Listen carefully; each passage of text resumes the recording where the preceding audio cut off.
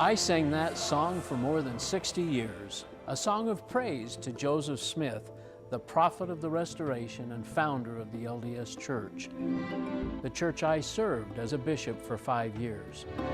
I knew the church was true. I was a faithful Latter-day Saint. My life has been built on certain truths, but wishing doesn't change the truth. Jesus said, "You shall know the truth, and the truth will make you free." When I finally learned the truth about the real history and doctrines of Mormonism, I realized that I was following the gospel of Joseph Smith and not the gospel of Jesus Christ. I have come to learn that many others have made a similar journey out of the bondage of religion and into an authentic relationship with Jesus. And that's what this show is all about. Courageous people who want to share their story, hoping that you, the viewer, will discover the same new life in Jesus. So if you're a Latter-day Saint who is struggling with questions or seeking a genuine encounter with the Savior, we invite you to join us tonight. We have a joyful message that we want to share with you.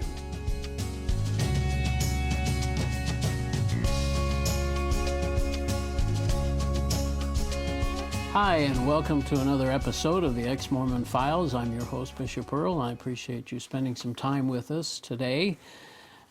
This week and probably the next 3 weeks are going to be very enjoyable for me as we interview an individual, and I think anyone in the Mormon Christian debate will know my guest. He's well respected. He's on a very, very short list as one of the most influential people in the LDS debate on history and doctrine. And it's a privilege for me to welcome Grant Palmer. Thanks, Earl. For coming, and I think most of you probably know Grant's story. He's also done some interviews on sacredgroves.net. Thank you. And John DeLynn interviewed him in mormonstories.org, I believe that is. So you can see extended interviews with Grant. And also he has a website, grantpalmer.net and mormonthink.com. So and they're just full of information and very well read. In fact, the Mormon Think, Grant, you're telling me that how many hits does that get? Well, the last I heard from the founder, he said 2 to 3 million a month. Can you believe that? It's just exciting.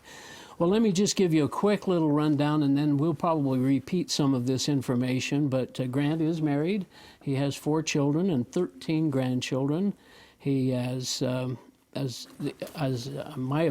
you probably know, he has 2 books, An Insider's View of Mormon Origins by Grant Palmer, and also The Incomparable Jesus. And we'll talk more about those as our time goes on. But these were instrumental in my coming out of the church, so we'll talk about that when that comes.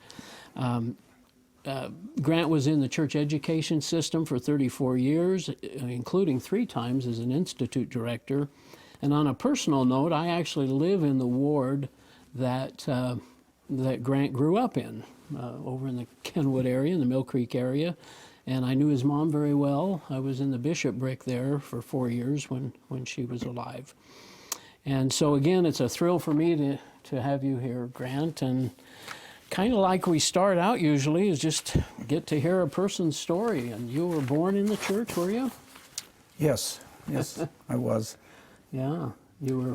Grew up, did all the things that were expected, and went on a mission. Yeah, when your family was actually from generations all the way back to Nauvoo, is that right?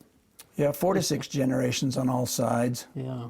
I think my grandfather's brother was a general authorities, First Corps 70, Charles H. Hart. I forget the years he was in. It was like 1910 to 25. Wow. Yeah, so. And he was we were pretty stalwarts. Yeah, and your family, now your mother, her brother was Mickey Hart of Hart Brothers Music. Yes. Is that right? And yes. Also wrote church songs for Jesse Evans Smith, Joseph Fielding Smith's wife. Yeah.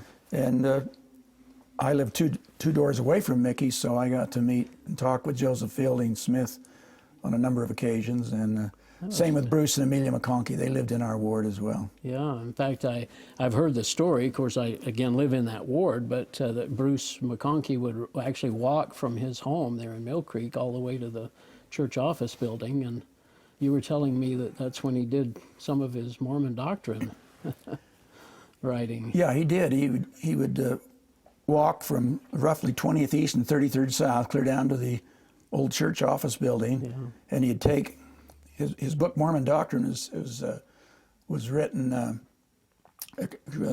alphabetically. Yeah. So he would take a subject like Aaronic priesthood, and he'd think of everything he could think of about that subject While he was walking. While he's walking down, then he'd quickly write it down, and then the next day it'd be the next subject. Wow, that's how he got the Mormon Doctrine written. And when he finished Mormon Doctrine, he gave the first 2 copies to my father and Wow. and Mickey Hart. And he says, "Now don't ask me any more questions." Because Mickey was always asking him Yes, he doctrinal was. questions, I Yes. guess, yeah. So the church was just everything in your life, I guess.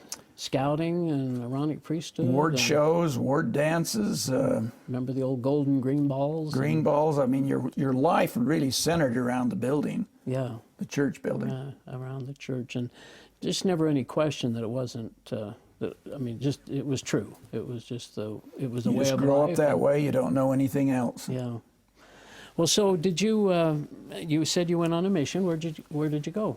Central Atlantic States mission. That's Virginia, North Carolina, Okay, and that's probably 1 or 2 or 3 missions now. I would probably suspect, yes.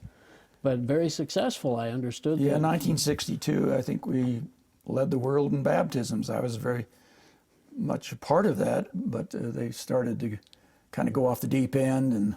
To get kids in or something. Well, they had a program called BAB-U-FAM, which stood for You Can Baptize the Family by getting these American motor cars that George Romney provided all the missionaries, and we'd cruise elementary schools and junior highs, and then offer these kids on their way home a ride, and then that was our foot in the door. Oh, and get to meet the family. And they thought this was a marvelous idea, and I remember in a conference meeting and raised my hand. I said, "This sounds like kidnapping to me," and that was negative thinking, believe me.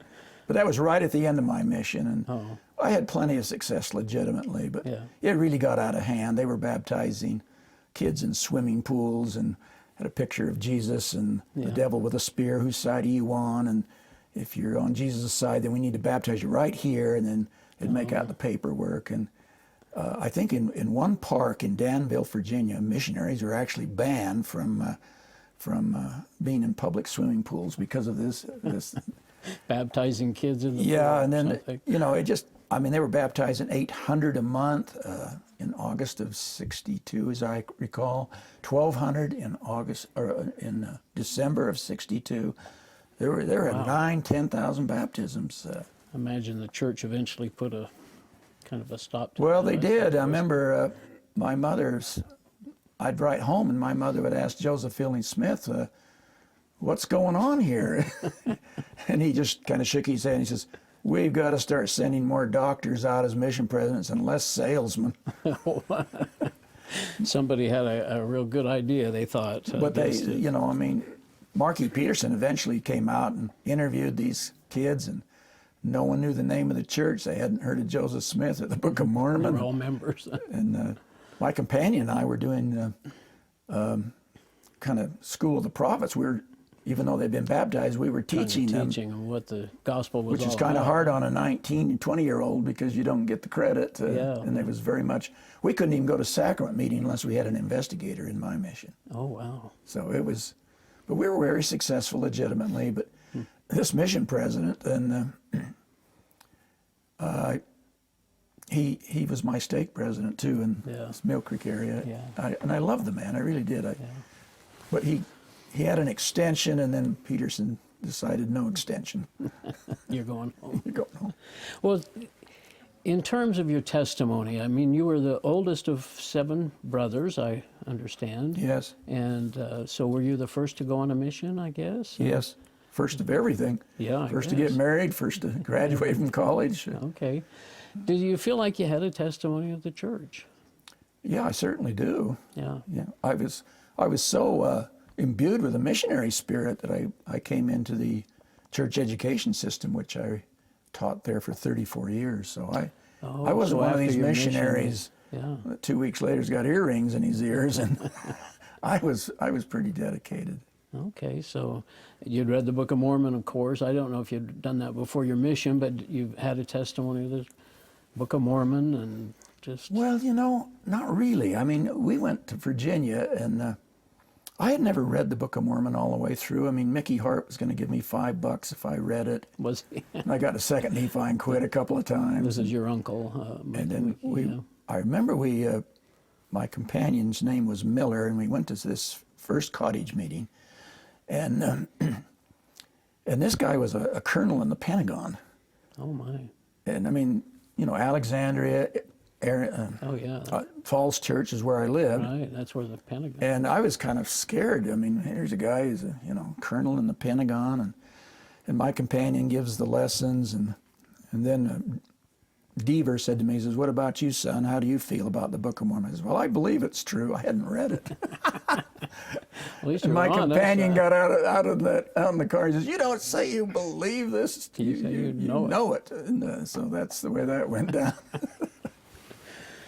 But at least you had a testimony of the... Oh, I had a wonderful mission. I grew an awful lot. I mean, it was, and we baptized lots of people, and it was a very good experience.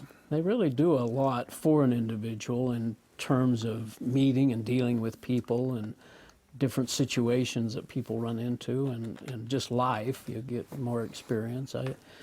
I certainly appreciate the mission I went on. Yeah, the LDS Church is very good for people that are coming out of dysfunctional families and prisoners, inmates, where I worked for 13 years at the Salt Lake County Jail, and because they give you a lot of attention. Yeah. So you go into now you actually, after your mission, you start up at the U. Do you go up to the University of Utah and get... Yes, got a Bachelor of BA in history, American history. American history? Yeah. And were you going to teach? Were you going to write? What did you think you'd do with... Well, I started out in philosophy, and I noticed all the graduates were sweeping the streets on machines in Salt Lake City. And I thought, well, that's no good. So I already had enough for a minor. Then I went into speech, and the same thing. Then I landed on history. That's why I got the Bachelor of Arts, had 2 minors, and then history. Okay. Now, did you go from there to BYU to get your master's? Or was there something in between there? No, then I went to BYU and got a master's degree. Okay, and in history. Had you married by this time? Yes, I was married in '64, and I graduated from the University of Utah, I think, in '65. So, in '67, finished the master's down at BYU. Yes. Okay, and then you went and decided then. Now, what was your degree at BYU? The master's. It was in American history and Western history and church history. Oh, okay. Yeah. Oh, in church history. Yeah. Okay. Then we went off to New Zealand and taught school where I taught. Well, that's what I was going to ask. You then decided to go into CES. Did you have to, back in those days, was it as, well, I don't mean to demean it, but was it as difficult to get in? I understand now it's more difficult or something. It was difficult back then. Maybe was not, it still? Maybe not as difficult. Yeah. But it was still difficult. You had to apply and be interviewed. And, yes. Yeah. Did your connections help at all with knowing the McConkeys, or do you think any of that ever helped? Or no, I don't know that it did. It helped me. I thought it might help me in grad school because Bruce McConkie wrote a letter to get me in grad school. But down the wire. James Clayton, who was my principal history professor at the U, he wrote. He says I was a late bloomer, which was true. And the chairman of the department says, I didn't pay any attention to what McConkie said about you, but I was very impressed with Clayton. With Clayton, and that's how you got in. Interesting. Yeah. So then you decide at that point, okay, I'm not going to teach history. I'm not going to. I'm just going to join CES. But you actually went to New Zealand with the idea you would be teaching history and science. I did right? teach junior high science and British Empire history, and And I was just kind of tired of school. I had a teaching assistantship for the PhD on BYU campus. In other words, to be after your master's. to be an instructor and go forward. I also was thinking of going to Harvard Divinity School, and my chairman was going to write a nice letter. There was a professor, I think it's Warmer. No, that's not right. Warmouth. So I was considering that, but in the end, I just decided that I needed a break. Had enough school. Yeah. Well, you did almost all your work for the PhD, though. You were saying. Not at that point, no. And so then I went to New Zealand, stayed there, and then came into the religion department. Then I was hired by the CES director. What's his name? Anyway, and then I did 7 years, and then I did a sabbatical, went back and taught half-time at BYU. Oh. They considered you half-time. Okay. And did my 90 hours of coursework towards a PhD. They didn't pay you for getting a PhD, and the typical PhD is they give you $1,000 more is all. And I had 3-4 kids, and I wanted to stay in the institute program anyway, so I just continued that way. And it just the typical PhD in history is about 7 years. Oh. 6-7 years. So I'd spent 2 years. I didn't want to spend another 4 or 5. Now, back in New Zealand, you actually you were an officiator in the New Zealand Temple. Is that? Oh, we did everything. That stake went 250 miles, and oh my goodness! I think my wife and I had like 7 callings between us. You were just, well used. Temple officiator. Yeah. I was a Sunday school president. I was a young men's president. I was. What else was I? Temple. Kept you busy. You did sessions in the temple. Temple officiation. Now, what school were you actually at? Was it a church, an LDS church college? Was a church college of New Zealand. It's called. It was a. Is it still there? No, they just tore it down. Oh, is that right? Yeah, shows how old I'm getting. Both of us. But so the school's not there. They have the college in Hawaii, but not New Zealand's been. Well, they call it a college, but it was really a kind of a junior high school, maybe at the end even a junior college. Okay. And they just started out full blown. The Maoris were not getting into public education, so the church stepped in. They do that when there's not adequate educational opportunity. Oh, okay. And so that's how that went down. The Maori, that reminds me of we have a common friend, I won't mention his name, but also had a relationship with the Maoris and the New Zealand folks. And they have a pride, don't they, about being Lamanites or Nephites or having come from... Very much so. Yeah. And is that because we've taught them that, or we LDS, LDS have taught them that? I've wondered if they still think they're Lamanites. I mean, sometimes the water doesn't get down to the end of the road, on the information trail. Yeah, the DNA's been pretty well proven that... yeah, I think they come out of... Indonesia, yes. Yeah, it just came down through Indonesia. Yeah. So, I don't know how that works. If I were to say that to our common friend, I'm sure I'd get a very strong argument. So, but anyway, you come back then from New Zealand and come to California and actually... I was the Institute Director in Whittier, California, Whittier College. Okay. Where Nixon graduated from. Yeah, okay. And I was there for 3 years, and then I took this 7-year sabbatical. After 7 years, you could get a sabbatical. Came back to BYU, worked on the PhD. Okay. And then went back to Northern California, where I was Institute Director. Oh. Stayed there Chico. 6 years. Chico, California. Chico, Paradise, they call it. Yeah. Oh, okay. And then went from there to my wife's mother was ailing, and we came back here, and they didn't have a position open, so I ended up at Brighton Seminary.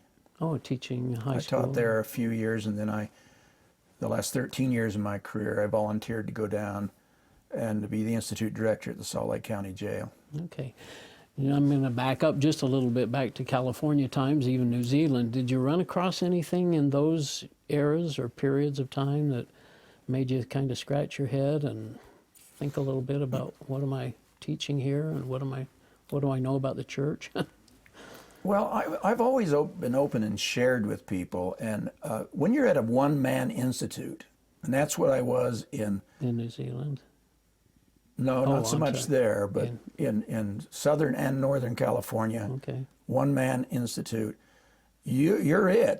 So I prepared 30 different courses of studies because I have the same students, you know, and A lot of questions, I guess, came up and stuff. you know, sometimes they specialize. This teacher's very good at Book of Mormon. This one's good at New Testament. This one's good at Old Testament. This one's good at marriage. I had to be Everything. at everything to everybody, and so you know, in the course of my preparations, I found things and I just put them on shelves. Yeah. Just thought you'd deal with them later, or it'd all get worked out, or something. It was Something like that, yeah. Yeah.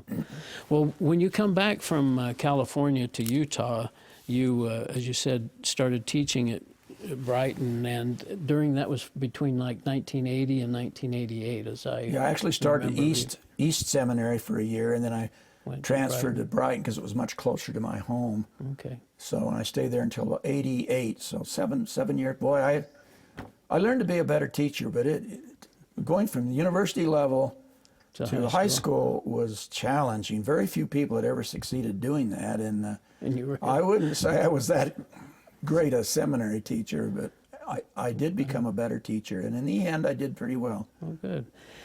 I'd What call was- myself a B teacher. A B. Nah, I'm sure that wasn't true. But during this 80 to 88 time period, something happens about 1984 when Mark Hoffman and the Salamander letter and some other things kind of hit the news. And tell us a little bit about your involvement with that. I know you actually met with him a few days before the actual bombing occurred. Is that right? And I met him, you had yes. met him and He even talked to had him? his Olympus High school jacket? high school What? jacket on. Really? Yeah, the sports jacket or whatever. Yeah. And that got me interested again, yes, in some of the. But I was back here now. I was closer to the MHA, the John Whitmer meetings. I was closer to the archives. And so it kind of, in '84, it rekindled my interest in history. Okay. With the. Before, up till then, you'd been just teaching curriculum and Yes, I'd always had an students and stuff. interest, but I didn't really take a deep dive into it until this Salamander letter with Mark Hoffman emerged in '84. And just for information, the MHA is the Mormon Historical Association, Yes. right? Okay. So tell us then what what was involved with this the Salamander letter. I know the Tanners actually came out at some point and talked about not accepting some of what Hoffman was doing, and was surprised the church was so active in acquiring these documents. Well, the Salamander letter was a letter exchange between W.W. Phelps and Martin Harris, as I remember. It's getting Yeah, I know. long ago. They can look it up. But the angel, when Joseph went to get the plates, he saw something like a toad that had transmogrified into an angel or scary person and threw him down the hill, or physical abuse. And of course, that's not what you read in the Pearl of Great Price in No. Mormon scripture. No. So that caused quite a stir. Yeah, and was it based on some comments that the family or someone had made back in the 1820s, or? Well, we had a number of sources. Something like a toad. Mark Hoffman had actually got his idea for the letter from a neighbor of the Smiths who were told by Joseph Sr., like 6 months before Joseph claimed to get the plates in September 27, Yeah. that something like a toad had appeared to him, and Hoffman liked that And took off and, with that. and put that in his letter. In fact, he was up here in this. Very few people know about that. There's a restaurant up here, just up the road here on 45th South, or 48th South on. Sure. He got the idea and wrote it on a napkin, and then he went down to this Iron Park here, just below 48th South, and Yeah. and wrote it out.